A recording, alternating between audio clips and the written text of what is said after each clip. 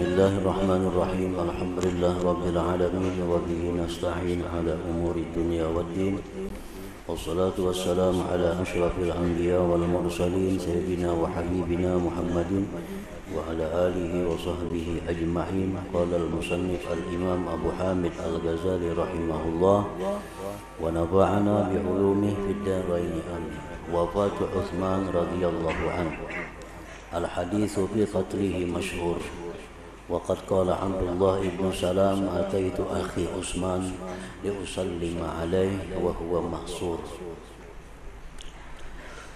فدخلت عليه فقال مرحبا يا أخي رأيت رسول الله صلى الله عليه وسلم الليلة بهذه الخوخة وهي خوخة في البيت فقال يا عثمان حصروك قلت نعم قال عطشوك قلت نعم فأدلى إلي دلوا فيه ماء فشربت حتى رويت حتى إني لأجد برده بين ثديي وبين كتفي وقال لي إن شئت نصرت عليهم وإن شئت أفطرت عندنا فاخترت أن أفطر عنده فقتل ذلك اليوم رضي الله عنه. وقال عبد الله بن سلام لمن حضر تشخط عثمان في الموت حين جرح ماذا قال عثمان وهو يتشهد قالوا سمعناه يقول اللهم اجمع أمة محمد صلى الله عليه وسلم ثلاثا قال والذي نفسي بيده لو دعا الله أن لا يجتمعوا أبدا ما اجتمعوا إلى يوم القيامة إلى آخره.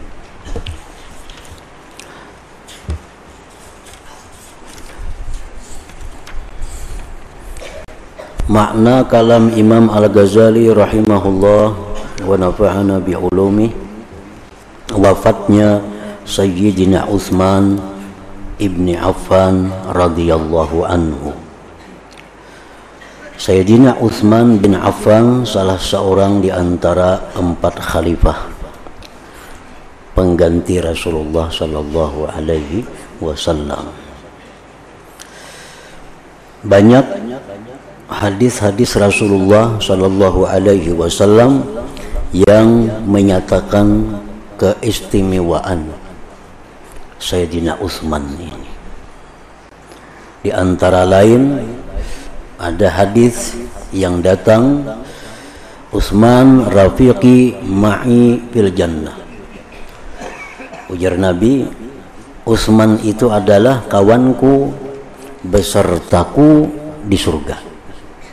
Utsman kawanku dan besertaku di dalam surga. Ada lagi sabda Nabi sallallahu alaihi wasallam, Utsman waliyyi fid dunya wal akhirah.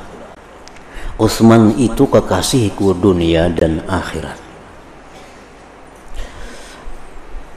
Ada lagi hadis yang menunjukkan kelebihan Sayyidina Utsman. Yashfa'u Utsman fi 70 alfan 'indal mizan liman istawjabun nar. Memberi syafaat Sayyidina Utsman ini 70.000 manusia di sisi timbangan di akhirat untuk orang-orang yang dipastikan masuk neraka. Orang-orang yang sudah dipunis masuk neraka tapi diberi syafaat oleh Utsman, maka dia memberi syafaat kepada mereka yang mestinya ke neraka itu jadi masuk surga, dan itu jumlahnya 70.000 manusia.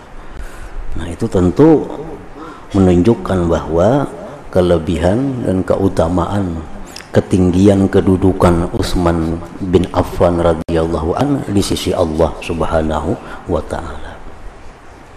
Utsman ini mempunyai gelar Zunnurain. Zunnurain artinya Zunnurain itu orang yang memiliki 2 cahaya. 2 cahaya. Kenapa beliau digelar dengan 2 cahaya?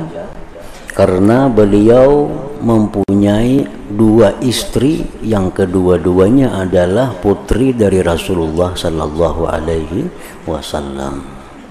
Beliau kawin dengan perempuan yang pertama bernama Ruqayyah, anak Nabi kita sallallahu alaihi wasallam. Dari perkawinan itu dikaruniai seorang anak laki-laki yang bernama Abdullah. Tapi Abdullah ini kada berumur panjang, ada mengatakan 4 tahun, ada yang mengatakan 6 tahun meninggal dunia. Jadi kada ada keturunan. Nah kemudian Ruqayyah ini wafat. Lalu dikawinkan lagi Sayyidina Utsman ini oleh Nabi Shallallahu Alaihi Wasallam dengan adiknya Ruqayyah yang bernama Ummi Kulsum. Nah, ini 2 anak Nabi. Nah kemudian Ummi Kulsum ini wafat lagi. Wafat lagi Ummi Kulsum. Lalu Nabi kita bersabda, ujar Nabi, "Lau anna li arba'ina bintan la zawwajtuhu Utsman la zawwajtu Utsman wahidatan ba'da wahidah hatta la tabqa minhunna wahidah." Ujar Nabi, andai kata aku punya anak perempuan 40 orang, niscaya aku kawinkan satu persatu dengan Utsman bin Affan radhiyallahu anhu. Nah itu menunjukkan kelebihan Sayyidina Utsman. Dengan Ummi Kulsum kada punya anak. Nah, Ummi Kulsum wafat, kemudian Utsman kawin dengan perempuan lain dan banyak mempunyai keturunan.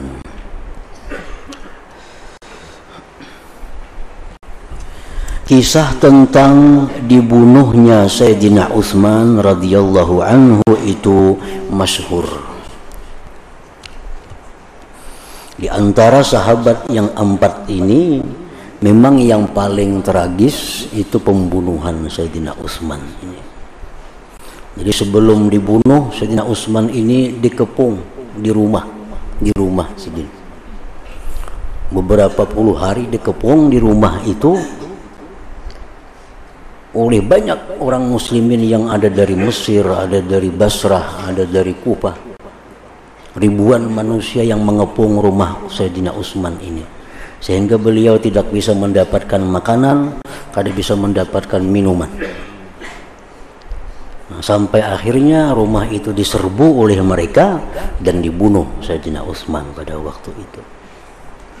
Jadi kisah tentang terbunuhnya Sayyidina Utsman ini itu adalah banyak diceritakan dalam kitab-kitab sejarah atau kitab-kitab tarikh.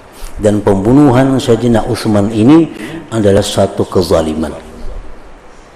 Sayyidina Utsman pada dasarnya beliau tidak berhak dibunuh. Namun beliau berhak untuk diberhentikan menjadi khalifah. Kalau dibunuh itu kada berhak. Tapi kalau diberhentikan itu berhak. Nah, kenapa sebabnya Sayyidina Utsman ini berhak untuk diberhentikan jadi khalifah? Untuk lingsir jadi khalifah itu ada beberapa hal. Satu, Sayyidina Utsman ini orang yang tidak punya kewibawaan. Beliau itu orangnya kada berpengaruh. Nah, sehingga rakyat-rakyat biasa pun berani menyampaikan kata-kata yang macam-macam, tingkah laku yang macam-macam kepada beliau, dan beliau tidak mengambil tindakan apapun. Satu itu. Beliau pernah khutbah di masjid, ada jamaah yang mengambil tongkat Sidin, berani juga Sidin. Nah, padahal itu suatu pelanggaran rakyat kepada pemimpin. Sedang khutbah hari Jumat bertongkat, ada jamaah yang merabuti tongkat Sidin itu. Nah, kada diambil tindakan apa-apa. Nah, satu itu, Sayyidina Utsman kada punya ketegasan. Nah, yang kedua, Sayyidina Utsman menjadi khalifah itu dipengaruhi oleh keluarga Bani Umayyah, dipengaruhi. Nah, sehingga keputusan-keputusan itu diambil oleh golongan Bani Umayyah mengatasnamakan Utsman, dan Utsman kada berkutik, Utsman kada punya pengaruh. Nah, sehingga banyak gubernur-gubernur yang diberhentikan diganti dengan golongan Bani Umayyah mengatasnamakan perintah Utsman. Nah, dua itu. Yang ketiga, kenapa Utsman ini berhak untuk diberhentikan? Sayyidina Utsman tidak memakai orang-orang mulia orang-orang yang dimuliakan Rasulullah. Karena tekanan keluarga seperti Muawiyah, Ammar bin As, itu kelompoknya Utsman. Nah, tekanan-tekanan itu menyebabkan orang-orang mulia di zaman Rasul tersisih. Sayyidina Ali karramallahu wajhah, Ammar bin Yasir, Sa'ad bin Abi Waqqas itu terpinggirkan, kada terpakai. Padahal ini orang-orang besar, orang-orang cerdik, pandai, pemberani yang sangat dimuliakan di zaman Nabi, zaman Abu Bakar, zaman Umar. Abu Musa al-Ash'ari, macam-macam tokoh-tokoh sahabat besar, nah disingkirkan oleh keluarga besar Utsman ini. Nah, 3 hal itu menyebabkan Utsman ini berhak diganti jadi khalifah, namun bukan berhak untuk dibunuh, berhak untuk diberhentikan. Nah, beberapa usulan-usulan masyarakat di seluruh penjuru Jazirah Arab yang dikuasai Islam itu mengusulkan agar Utsman ini turun. Tapi ini sudah turun aja, kada usah jadi khalifah, diganti aja sudah. Sampai-sampai Sayyidina Ali mengutarakan demikian, tokoh-tokoh sahabat mengutarakan demikian supaya pian ini sudah turun aja dah. Karena kalau dilihatkan ini hancur kita umat Islam nih, karena diatur oleh orang-orang Bani Umayyah itu. Tapi Utsman ini kada wani juga turun. Kalau Utsman ini turun, bahaya juga, bisa dibunuhnya, bisa disakitinya oleh keluarganya. Jadi Utsman dalam keadaan posisi yang sangat sulit. Turun tahta, keluarga bisa mengancam. Kada turun, bisa masyarakat nang demo. Nah, akhirnya ia demikian. Dikepung oleh masyarakat rumah Utsman, ditegah masuknya makanan minuman berpuluh-puluh hari, yang akhirnya Sayyidina Utsman dibunuh. Jadi terbunuhnya Sayyidina Utsman itu mazlum. Nah, beliau dizalim. Padahal kada mesti dibunuh, cukup beliau diturunkan dari kekhalifahan itu. Abdullah bin Salam berkata, saya datang kepada saudaraku Utsman untuk memberi salam kepadanya, sedang ia terkepung. Jadi Utsman ini terkepung di rumahnya. Ada sahabat datang mengilangi, di antaranya Abdullah bin Salam. Lalu saya masuk menghadap kepadanya Utsman, maka Sayyidina Utsman berkata, selamat datang wahai saudaraku. Saya bermimpi bertemu Rasulullah sallallahu alaihi wasallam tadi malam pada pintu kecil ini, yaitu pintu kecil di rumah ini. Rasulullah sallallahu alaihi wasallam bersabda, wahai Utsman, mereka mengepungmu. Rasulullah, apakah mereka mengepungmu? Lalu ujar Utsman, saya menjawab, iya Rasulullah, iya. Rasulullah SAW bersabda lagi, mereka menghauskanmu. Jadi Utsman ini dilarang masuk banyu ke rumah Utsman, dilarang masuk makanan kada boleh. Apakah mereka menghauskanmu? Saya menjawab iya. Maka dalam mimpi itu beliau memberi kepadaku satu timba yang berisi air, lalu saya minum sehingga saya puas, sehingga saya merasakan dinginnya di antara dadaku dan bahuku. Dan Rasulullah SAW bersabda kepadaku, kalau kamu berkehendak maka kamu ditolong atas mereka, dan kalau kamu berkehendak maka kamu berbuka di sisi kami. Maka aku memilih berbuka di sisi beliau. Maka Sayyidina Utsman radhiyallahu an dibunuh pada hari itu. Abdullah bin Salam bertanya kepada orang yang hadir, Utsman radhiyallahu anhu berlumuran darah pada waktu akan wafat. Ketika dilukai oleh orang, apa yang diucapkan oleh Utsman sedang ia berlumuran darah? Mereka menjawab, kami mendengar ia mengucapkan Allahumma jma' ummat Muhammad sallallahu alaihi wasallam salasan. Artinya, ya Allah, persatukan umat Muhammad sallallahu alaihi wasallam. Beliau ucapkan itu 3 kali. Abdullah bin Salam berkata, demi zat yang diriku dalam kekuasaannya, jikalau Utsman berdoa kepada Allah agar umat Nabi Muhammad tidak bersatu selama-lamanya, niscaya mereka tidak bersatu sampai hari kiamat. Dari Sumamah bin Hazan al-Qushairi, ia berkata, saya menyaksikan rumah yang dikepung ketika Sayyidina Utsman radhiyallahu anhu mendekati mereka. Lalu Utsman berkata, datangkanlah kepadaku dengan kedua kawanmu yang membangkitkanmu atasku. Sumamah terus berkata, lalu didatangkan kedua orang itu seolah-olah keduanya adalah dua unta atau dua keledai. Ujar Utsman, lawan nang mengepung rumah si jin nih, mana pimpinan ikam, mana komandan ikam, suruh ke sini Pak. Utsman ini ke masjid kada kawa, keluar rumah kada kawa, nanti kepung oleh ribuan manusia.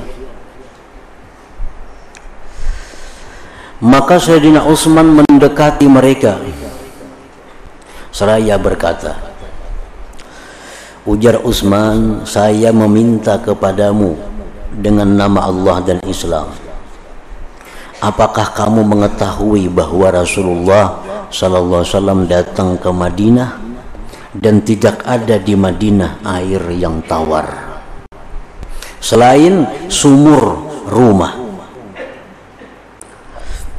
Cuma ada sumur yang namanya sumur rumah, cuma ada di situ sumber air yang tawar waktu Nabi datang ke Madinah itu.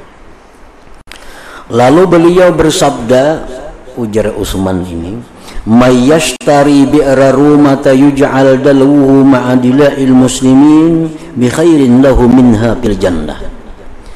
Artinya, barang siapa yang membeli sumur rumah, niscaya dijadikan timbanya bersama timba-timba kaum muslimin dengan yang lebih baik baginya daripada sumur itu di surga. Jan Nabi, siapa nang hakun nang nukari sumur itu diberikan untuk kaum muslimin, Allah gantikan dengan yang lebih baik daripada itu di surga. Maka saya, ujar Utsman, yang membeli sumur itu, aku nang menukari sumur itu dari kekuatan hartaku. Lalu kamu hari ini mencegahku minum daripadanya dan daripada air laut. Sekarang jar Utsman, kalian ini mencegah aku minum sumur itu, minum air itu, padahal aku yang membeli sumur itu. Air laut pun kalian melarang masuk ke rumahku, apalagi air tawar. Mereka menjawab, ya Allah, ya. Sayyidina Utsman berkata, saya meminta kepadamu dengan nama Allah dan Islam, apakah kamu mengetahui bahwasanya aku menyiapkan pasukan yang susah dari hartaku? Kalian tahulah ya Utsman, dulu waktu perang itu kita ini susah di zaman Nabi. Aku semua yang menyiapkan pasukan dengan hartaku. Mereka menjawab ya. Nah, Sayyidina Utsman berkata, saya meminta kepadamu dengan nama Allah dan Islam, apakah kamu mengetahui bahwasanya masjid sempit dengan penghuninya? Masjid itu dulu halus, ya Utsman. Masjid ini kecil, sempit. Maka Rasulullah SAW bersabda, may yashtari buq'ata ali fulan fayaziduha fil masjid bi khairin minha fil jannah. Artinya, barang siapa membeli sebidang tanah milik keluarga si fulan, maka ia menambahkan dalam masjid dengan yang lebih baik daripadanya di surga. Jadi Nabi, siapa hakun, siapa mau menukari tanah sekeliling masjid nih, digenali masjid kita nih, Allah gantikan yang lebih baik di surga baginya. Maka saya yang membeli sebidang tanah itu dari kekuatan hartaku, ujar Utsman. Lalu kamu hari ini mencegahku untuk mengerjakan salat 2 rakaat padanya masjid itu. Mereka menjawab, ya, ya Allah, ya. Sayyidina Utsman berkata, saya meminta kepadamu dengan nama Allah dan Islam, apakah kamu mengetahui bahwa Rasulullah SAW berada di atas bukit Makkah dan bersama beliau adalah Abu Bakar, Umar, dan saya. Lalu bukit itu bergerak. Jar Nabi, kalian tahulah Dahulu kami di Mekah lawan Nabi di atas gunung namanya Gunung Sabir. Di situ jar Utsman, Rasulullah, Abu Bakar, Umar dan aku. Lalu bukit itu, gunung itu bergerak macam gempa sehingga berjatuhan batunya di lembah. Maka beliau Rasulullah menggerakkan dengan kakinya. Nabi kita bahentak batis di gunung yang bergerak itu dan bersabda, uskun sabir fama alaika illa nabiyyun wa siddiqun wa syahidan. Artinya, tenanglah wahai bukit, diam engkau gunung, karena tidak ada di atasmu melainkan seorang nabi, seorang siddiq dan 2 orang syahid. Umar dan Utsman maksudnya 2 orang syahid itu. Mereka menjawab, ya Allah, ya. Sayyidina Utsman berkata, Allahu Akbar. Mereka menjadi saksi bagiku demi Tuhan Ka'bah bahwa saya adalah mati syahid. Diriwayatkan dari seorang syekh dari Dabbah bahwa Sayyidina Utsman ketika dipukul dan darah mengalir atas tubuhnya, maka ia mengucapkan, la ilaha illa anta subhanaka inni kuntu minaz zalimin. Allahumma inni asta'dika alaihim wa asta'inuka ala jami'i umuri wa as'aluka sabra ala mabtalaitani.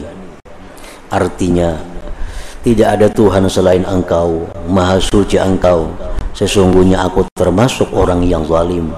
Ya Allah, sesungguhnya aku meminta pertolongan kepadamu atas mereka dan meminta bantuan kepadamu atas semua urusanku, dan aku memohon kepadamu kesabaran atas apa yang engkau cobakan kepadaku. Jadi Utsman bin Affan disebutkan dalam sebahagian riwayat beliau wafatnya pada hari Jumat tanggal 8 Zulhijjah tahun 35 Hijriah, bertepatan dengan 17 Juni 656. Umur 83 tahun. Beliau menjadi khalifah selama 12 tahun kurang sehari.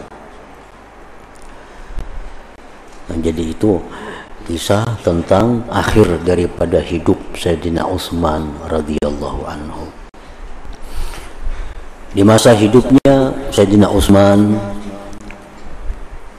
memberikan satu wasiat yang sangat terkenal. Wasiat itu yang berbunyi, wasiatnya itu adalah, ayyuhan nas innallaha a'takum ad-dunya litatlubu bihal akhirah falam yu'tikumuha litarkanu ilaiha innad dunya tafna wal akhirah tabqa.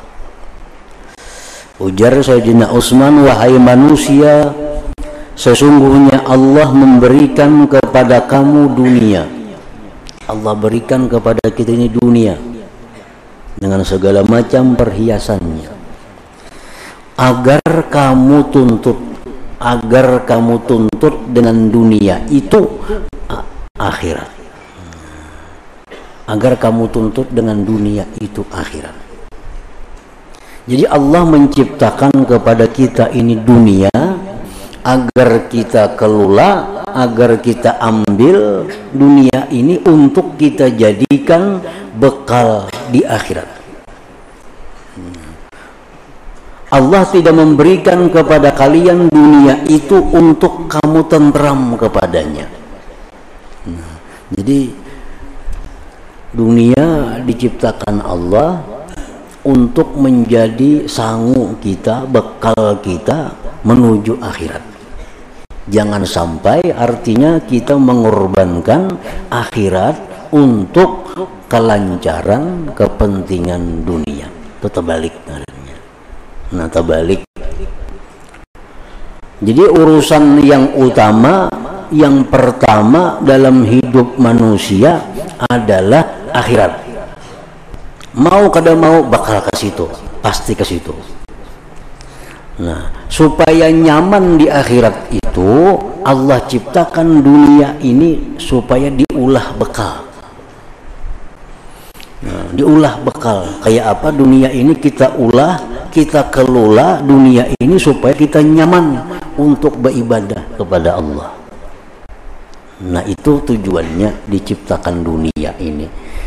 Nah, kita ambil dunia, Allah kada melarang mengambil dunia selama kita jadikan dunia ini untuk kelancaran, kenyamanan beribadah kepada Allah. Nah, jangan sebaliknya. Kita korbankan ibadah kita, kita korbankan akhirat kita untuk mendapatkan dunia. Nah, ini yang terbalik tuh. Min plusnya terbalik. Konselit itu manusia nang konselit. Manusia yang terbalik mengandak min plusnya. Ini mengorbankan sembahyang, mengorbankan halal haram asal dapat dunia. Ini orang yang konseliting tadi ya ini. Nah, kada bersembahyangan, kada tahu halal haram, kada tahu pun orang, yang penting dapat duit. Nah, itu manusia yang salah. Manusia yang benar itu manusia yang menjadikan akhirat itu utama, sedangkan dunia ini pendukungnya. Nah, dunia ini pendukung untuk akhirat. Dia cari dunia supaya nyaman beribadah, dia cari duit supaya bisa beribadah, dia cari kenyamanan supaya nyaman beribadah, dia cari kelezatan supaya lezat beribadah. Nah, itu adalah manusia yang bijaksana. Manusia yang bijaksana. Allah kada melarang kita mengambil dunia, Allah kada melarang kita untuk mengambil pakaian yang baik-baik, Allah kada melarang kita untuk makan yang nyaman-nyaman, selama itu adalah membawa kepada kenyamanan beribadah kepada Allah Subhanahu wa ta'ala. Nah, ini wasiat Sayyidina Utsman yang terkenal itu. Innallaha a'taakumud dunya litatlubu bihal akhirah. Allah memberikan kepada kalian itu dunia untuk kamu cari akhirat dengan dunia itu. Dunia kita ulah alat untuk mencari surga. Itu artinya kita mencari duit supaya masuk surga. Nah, kita mencari duit supaya masuk surga. Itu tujuannya diciptakan dunia ini. Jadi segala sesuatu yang membuat kita lalai untuk akhirat itu mesti ditinggalkan. Mesti ditinggalkan. Apalagi yang sampai membuat kita jadi dosa. Segala sesuatu duniawi yang membuat kita lalai dengan kebaikan, membuat kita lalai dengan ibadah, apalagi sampai membuat kepada maksiat, itu wajib ditinggalkan. Karena kada sesuai dengan fungsinya. Kada sesuai dengan fungsinya. Dunia ini bukan untuk itu. Justru dunia untuk meluruskan, memuluskan ibadah kepada Allah Subhanahu wa ta'ala. Nah, itu wasiatnya Sayyidina Utsman radhiyallahu anhu. Ittaqullah fa inna taqwa junnatun min ba'sih wa wasilatun indah. Ujar Sayyidina Utsman, takwalah kepada Allah, bahwa takwa itu perisai dari azab Allah, perisai dari neraka. Takwa kepada Allah, dan takwa itu adalah perantara untuk dekat kepada Allah Subhanahu wa ta'ala. Nah, kemudian wafatnya Sayyidina Ali karramallahu wajhah. Sayyidina Ali karramallahu wajhah, salah seorang manusia yang mulia di muka bumi ini sejak Adam sampai hari kiamat. Banyak sekali hadis-hadis dari Nabi, bahkan dalam Quran pun tersirat yang menunjukkan kelebihan kehebatan Sayyidina Ali. Hadis Nabi yang jelas menunjukkan kehebatan Sayyidina Ali itu, man ahabba aliyan faqad ahabbani wa man ahabbani ahabballah wa man abghada aliyan faqad abghadani wa man abghadani faqad abghadallah. Siapa yang cinta kepada Sayyidina Ali berarti dia cinta kepada Siapa cinta kepadaku, ujar Nabi, berarti cinta kepada Allah. Jadi Allah, Ali, Nabi kita tuh ada perbedaan. Nah, tiga itu. Bila cinta Ali berarti cinta lawan Nabi, berarti cinta kepada Allah. Nah, kalau lain pada itu manusia, kadakawa dikatakan demikian. Bila cinta si Fulan berarti cinta lawan Nabi, kadakawa. Karena si Fulan ini bisa macam-macam kelakuannya, ada istiqamah.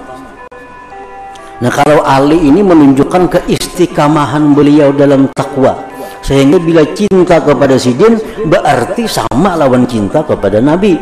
Bila cinta kepada Nabi sama lawan cinta kepada Allah. Siapa-siapa yang membuat marah Sayyidina Ali berarti membuat marah kepadaku. Siapa yang membuat marah kepadaku berarti membuat marahnya Allah Subhanahu wa ta'ala. Ini satu hadis ini sudah cukup menunjukkan bukti betapa hebatnya kedudukan Sayyidina Ali karramallahu wajhah di sisi Nabi dan di sisi Allah Subhanahu wa ta'ala. Nabi anna madinatul ilm wa aliyun babuha. Ini satu hadis yang menunjukkan Sayyidina Ali itu wasiatul ulama, linail ulum. Sayyidina Ali ini perantara yang besar untuk mencapai ilmu. Jar Nabi, aku ini kotaknya ilmu. Nabi itu kotaknya ilmu. Ilmu apa aja ada lawan Nabi. Kotaknya ilmu. Wa aliyun babuha, tapi pintunya tuh Ali. Pintunya tuh Ali. Kita kadang akan bisa masuk kalau kada liwat Ali artinya. Wafatnya Sayyidina Ali karramallahu wajhah, Asbagh Al-Hanzali berkata, ketika malam di mana Sayyidina Ali karramallahu wajhah ditimpa musibah, maka Ibnu Tayyah mendatanginya fajar terbit. Ia memberitahukan kepadanya dengan tibanya waktu salat, sedangkan Sayyidina Ali tengah berbaring lagi merasa berat. Lalu Ibnu Tayyah kembali yang kedua kalinya dan Sayyidina Ali masih dalam keadaan seperti itu.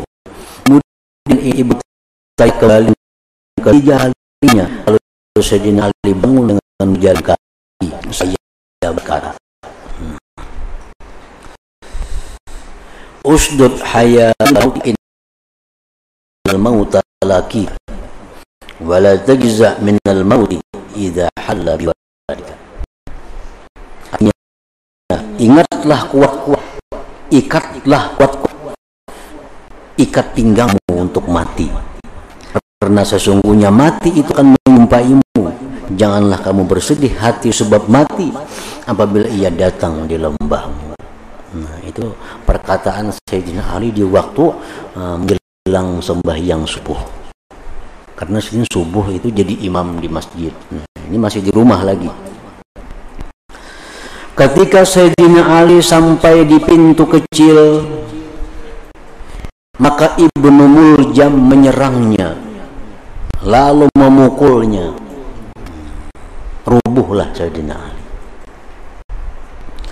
Kemudian Ummu Kulsum, anak perempuan Sayyidina Ali, keluar.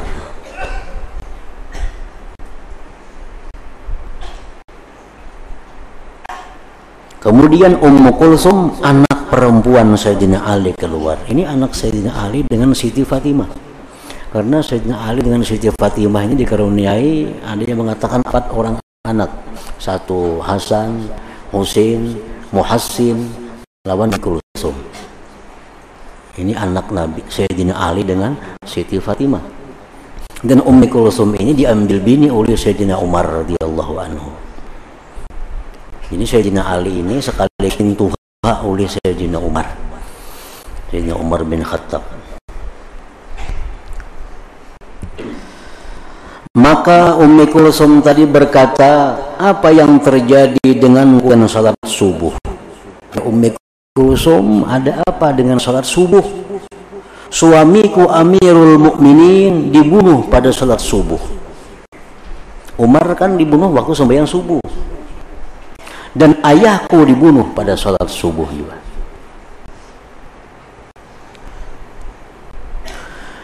Dari seorang syekh dari Quraisy meriwayatkan bahwa Sayyidina Ali karramallahu wajhah ketika dipukul oleh Ibnu Muljam, Maka ia berkata, aku beruntung demi Tuhan pemilik Ka'bah. Aku orang yang beruntung. Dari Muhammad bin Ali bahwasanya ketika Sayyidina Ali dipukul, maka ia berwasiat kepada anak-anaknya. Kemudian ia tidak mengucapkan selain la ilaha illallah sehingga ia wafat. Sayyidina Ali ini wafatnya pada malam 17 Ramadan. Subuh 17 Ramadan. Di hari 17 Ramadan tahun 40 Hijriah.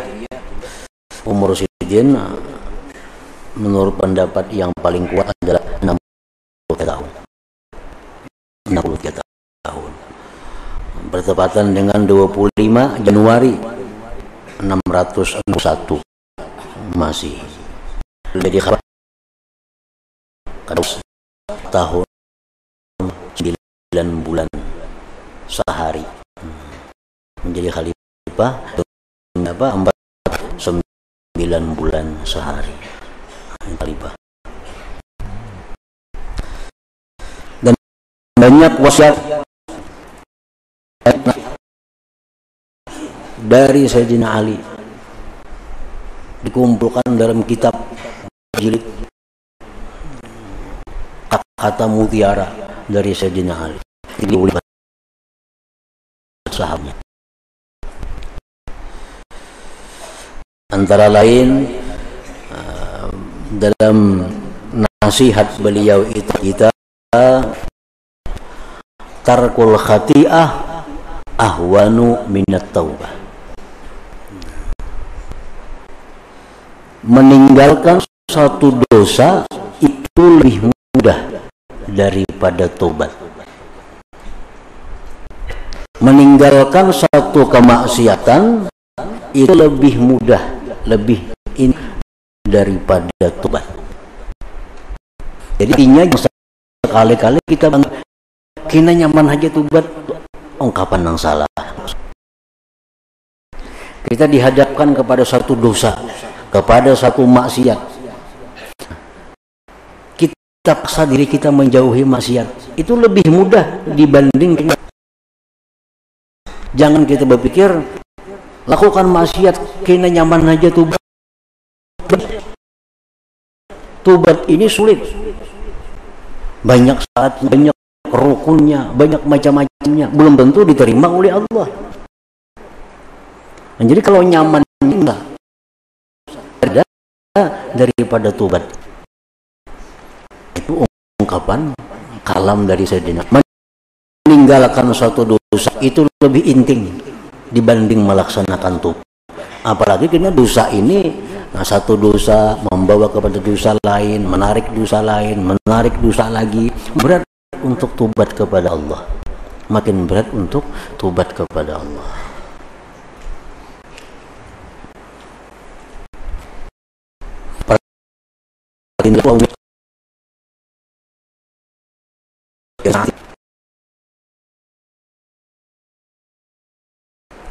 Orang yang beruntung an-nazajatuhu muwafiqah. Orang yang beruntung itu orang yang diberi Allah istri yang penurut. Nah, itu satu. Orang yang diberi Allah istri itu muwafiqah, menurut dalam kebaikan maksudnya. Nah, si kita laki-laki hendak berbuat baik, istri menurut, mendukung. Ini tanda keberuntungan seseorang. Yang kedua, wa ikhwanuhu salihin. Orang yang beruntung itu kawan-kawannya orang saleh. Kawan-kawannya orang yang saleh. Yang ketiga, wa auladuhu abrar. Anak-anaknya orang baik. Keturunannya ini baik-baik. Anaknya orang yang abrar, orang yang baik-baik. Yang keempat, warizquhu fi baladi, rezekinya ada di rezekinya ada di negerinya. Kalau sudah empat itu ada pada diri, untung dah. Untung bisi bini penurut, kawan orang-orang saleh, anak baik-baik, rezeki di kampung halaman. Itu sudah termasuk keberuntungan seseorang. Artinya orang ini sudah nampak baginya jalan untuk surga. Nah ini kalam, ini ucapan, ini nasihat wasiat dari Sayyidina Ali karramallahu wajhah. Banyak wasiat Sidin, khutbah Sidin, dan disusun oleh ulama-ulama.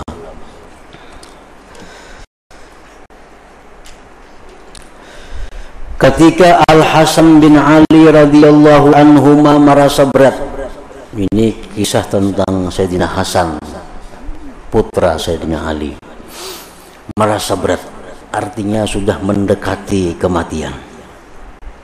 Maka Al-Husain radhiyallahu masuk menghadap kepadanya. Lalu ia berkata, wahai saudaraku Hasan, karena apakah engkau berhenti? Hasan ini waktu mendekati kematian tuh gelisah, sedih. Lalu ujar Husain, majulah, artinya jangan sedih, jangan takutan. Atas nama Rasulullah SAW, atas nama Ali bin Abi Thalib, dan keduanya adalah ayahmu.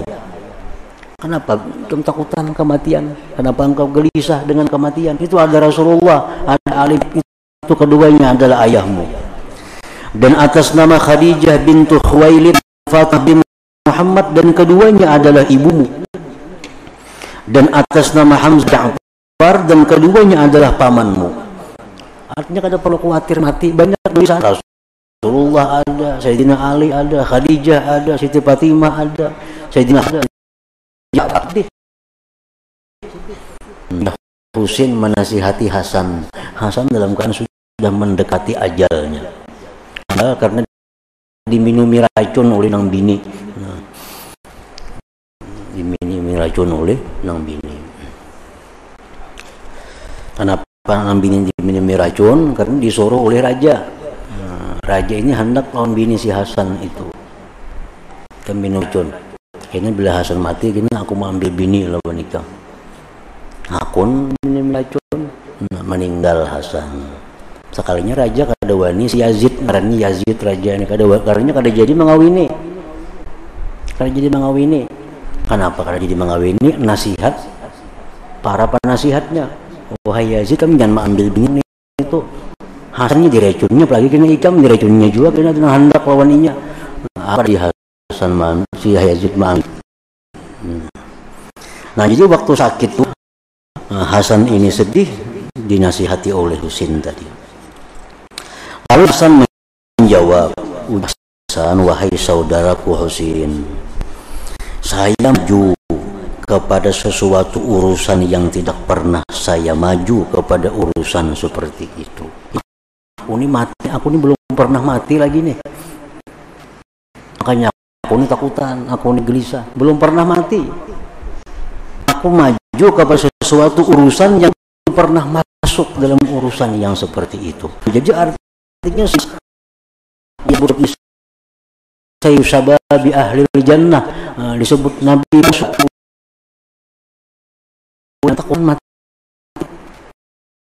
takutan mati. Kada biasa. Orang dijamin masuk, ditunggu oleh leluhur-leluhurnya yang mulia. Dan Ibn al-Hasan radhiyallahu anhuma ia berkata, ketika suatu kaum turun, Al-Husain radhiyallahu anhu, tentang wafatnya Sayyidina Husain. Sayyidina Husain menjelang wafat, diserbu oleh satu pasukan, dan ia Husain yakin bahwa mereka akan membunuhnya. Maka ia berdiri tengah-tengah sahabatnya dengan makhutbah. Maka ia Husain memuji Allah dan menyanjungnya. Kemudian ia berkata, ini Husain sudah punya keyakinan ini pasukan akan membunuhnya, ini melawan akan menyerbunya. Lalu Husain berpidato, telah turun dari perkara sesuatu yang kamu lihat, dan sesungguhnya dunia telah berubah dan kebaikannya telah membelakangi, dan lewat dengan cepat sehingga tidak tersisa daripadanya dunia selain seperti sisa air dalam bejana. Perhatian, kecukupanku dari hidup adalah seperti tempat gembala yang menyakitkan. Apakah kamu tidak melihat bahwa kebenaran tidak dikerjakan dan kebatilan tidak dapat diakhiri daripadanya? Hendaklah orang mukmin senang berjumpa dengan Allah, dan sesungguhnya saya tidak melihat mati yang selain kebahagiaan, dan hidup berperang zalim melainkan suatu saat. Nah, kemudian setelah Sayyidina Husain ditangkap, dibunuh oleh pasukan yang tidak menyukai dengan zuriat Rasulullah Sallallahu Alaihi Wasallam. Nah, jadi para ulama menyimpulkan tentang orang-orang besar yang sudah dijamin Allah surga.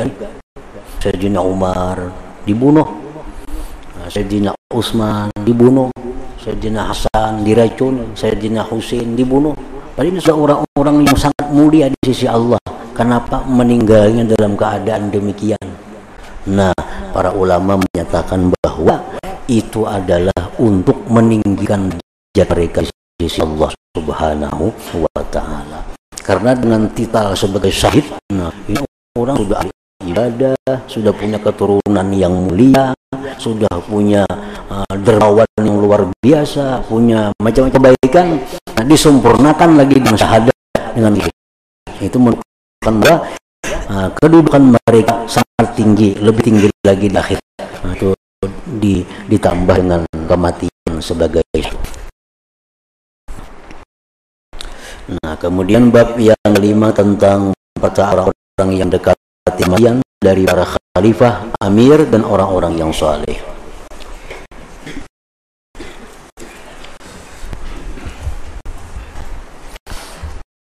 Dari khalifah alamhu la ilaha illallah rasulullah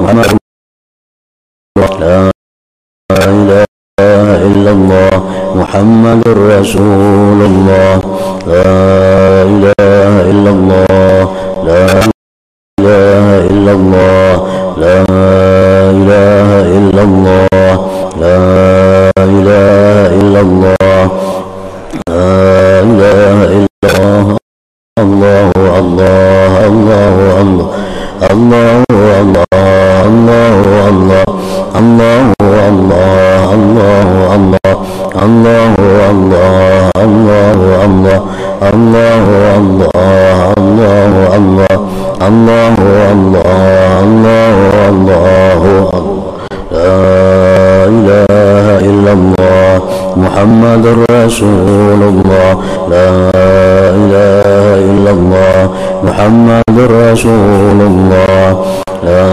ilaha illallah Muhammadur Rasulullah la ilaha illallah.